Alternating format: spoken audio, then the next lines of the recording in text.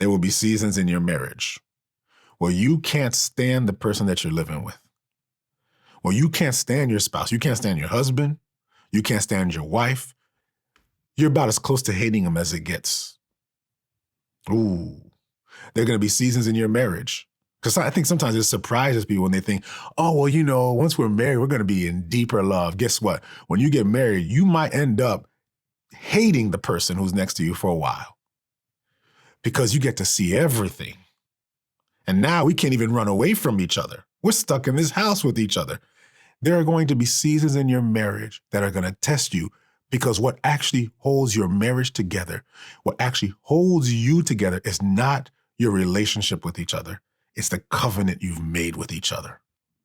So many people have made the relationship the prerequisite to the covenant, but it's the covenant that is the prerequisite to the relationship.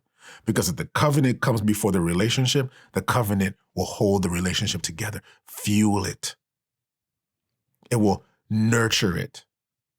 But if you think that, well, we got to like each other because there are going to be seasons where you won't like your husband and your husband won't like you.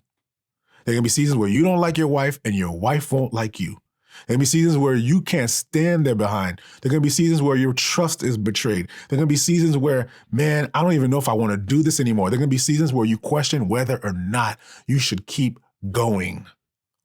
But when two people are in covenant, they know they're drawn by something greater than them, bigger than them. And when two people are in covenant with each other, they know we got to press through this and work through this. And what comes on the other side of that is so much more beautiful. Get this, if God is in covenant with us, if it took us liking him and him liking us, we would have never been in relationship with God. It actually took God coming to a people who played the harlot to be joined to them, to be in relationship with them. God came to a people who weren't even interested in him for the sake of the covenant. Marriage is not about what's best for you. Marriage is about giving glory to God. Marriage is about pointing to the glory of Christ.